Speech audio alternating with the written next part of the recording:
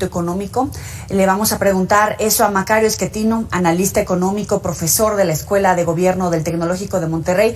Aprovechando, Macario, tu experiencia y tu facilidad para compartir conocimiento, para explicarnos con peras y manzanas, pues te damos la bienvenida para todo el auditorio de Mega Noticias. Muchísimas gracias por estar con nosotros. Bienvenido. Al contrario, gracias a ustedes. A sus órdenes. Macario, para empezar, ¿ya recuperamos todos los empleos perdidos, como dice el gobierno federal, los que teníamos antes del 2019, con los salarios, las prestaciones, el nivel que teníamos antes? No exactamente. Sí hay una recuperación, esto es indudable, y qué bueno que así sea. Todavía falta un tramo, tanto en el empleo formal como en el informal. Y en el caso del empleo informal, los ingresos sí son más bajos. El empleo formal, es decir, el que está registrado en el Seguro Social, ahí hay una recuperación del ingreso, que no es mala, pero en la parte informal sí, los ingresos son notoriamente menores a los que hubo en años anteriores. Platicábamos hace unos momentos con Luis Pasos y él decía que México va por el rumbo equivocado en materia económica, que no alienta la recuperación de todos los sectores. ¿Coincides o tienes otra opinión? No, creo que tiene razón en esto y el punto clave es que México venía frenándose en materia económica antes de la llegada de la pandemia. Es decir, cuando comparamos con lo que teníamos antes de la pandemia, se nos olvida que en los meses previos ya habíamos venido cayendo, producto esencialmente de la cancelación del aeropuerto de la Ciudad de México, que espantó a la inversión en general, y al día de hoy la inversión está 15 puntos abajo de como estaba al entrar este gobierno. Esto es una caída muy, muy grande y significa que pues no podemos recuperar el tamaño de la economía hoy, pero además perdemos crecimiento a futuro. En ese sentido, no hay duda, sí vamos por un camino equivocado. Interesante esto, porque se prevé un crecimiento del PIB de 4.1. En 2019, hasta donde entiendo, fue de 0.1%. En 2020 caímos 8.5% y niveles de crecimiento más o menos como de 1932. En el 2021 habría sido de 6. En realidad, el 4.1% es una cifra alegre, ¿es real o cuáles son las expectativas? Mira, la verdad es que yo no estoy seguro de dónde sacan una cifra tan elevada. Es cierto que el gobierno estima este año crecer un poco más de 6 y el año que entra un poco más de 4. El Fondo Monetario Internacional, que usa información del gobierno mexicano, está en las mismas cifras. Los analistas privados tienen una opinión coincidente para este año. Creo que todo el mundo piensa que 6% es muy razonable para este año, ya prácticamente lo tenemos. La clave es el próximo. Para el próximo yo no veo de dónde vamos a tener un repunte de ese tamaño si la inversión no crece y si el consumo pues le está costando trabajo incluso mantenerse en un nivel razonable. Estas dos cosas que mencioné, consumo e inversión, representan el 90 y poquito % del PIB, prácticamente todo. Entonces, si esto no se mueve, es difícil tener un crecimiento. Yo honestamente creo que el próximo año vamos a crecer alrededor de 2, pero el gobierno piensa que 4, de manera pues que sus estimaciones de ingresos por impuestos pues sí son optimistas frente a un crecimiento que yo creo va a ser menor.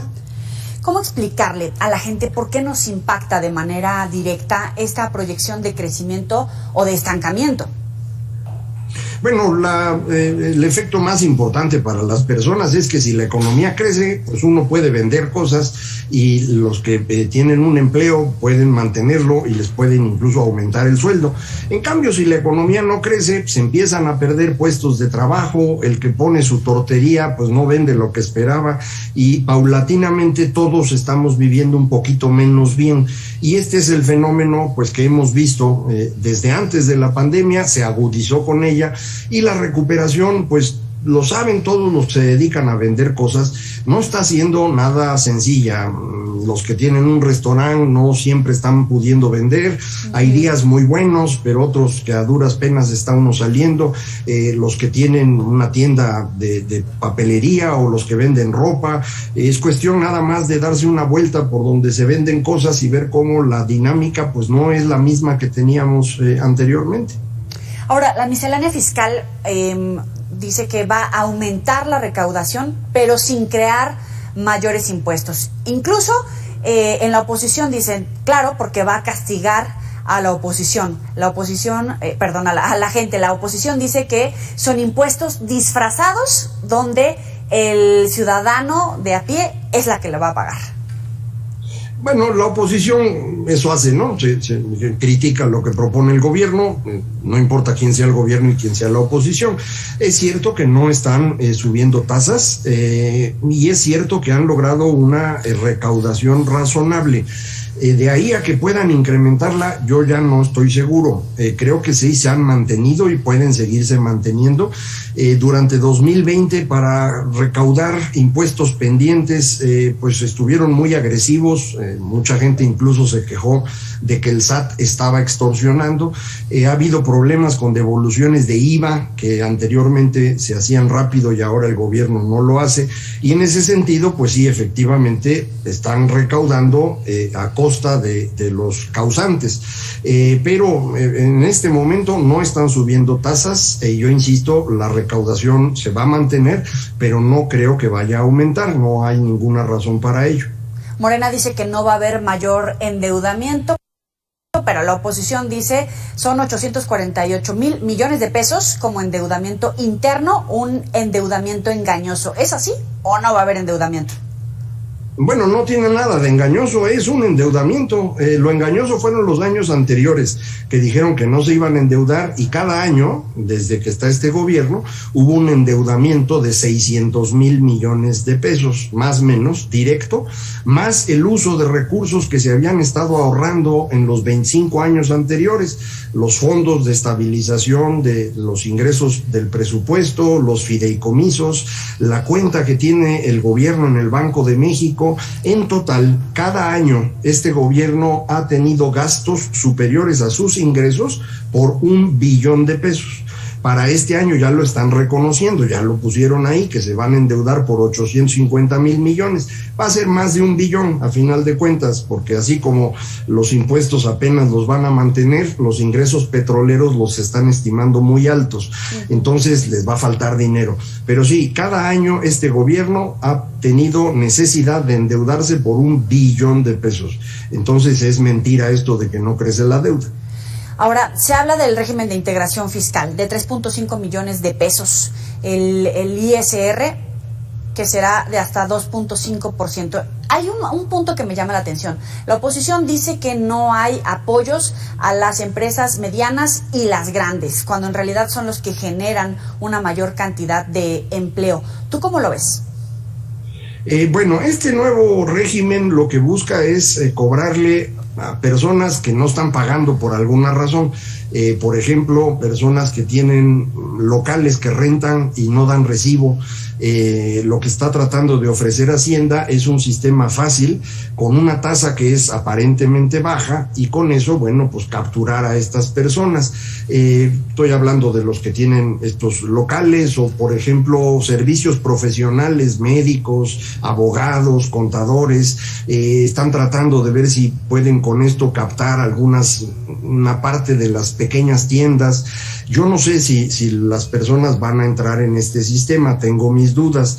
No es una mala idea en principio, habría que ir ya luego con detalle viendo las cosas. Esto es un tema mucho más de contadores y abogados que de economistas, pero yo le diría, en principio no me parece una mala idea este punto en particular. Hay otros de la miscelánea fiscal, como el reducir la parte que puede uno deducir de donativos, que va a ser muy dañina para las organizaciones civiles, otras que tienen que ver con obligaciones o responsabilidades de los contadores, que son peligrosas, otras cosas que tienen que ver con lo que pueden perseguir, que ellos llaman defraudación fiscal, que pueden ser simples errores de personas. Entonces esas partes no me gustan, pero esto de la simplificación puede ser algo interesante, que no va a funcionar en 1 año o 2, va a tardar en funcionar, pero puede ser una buena idea.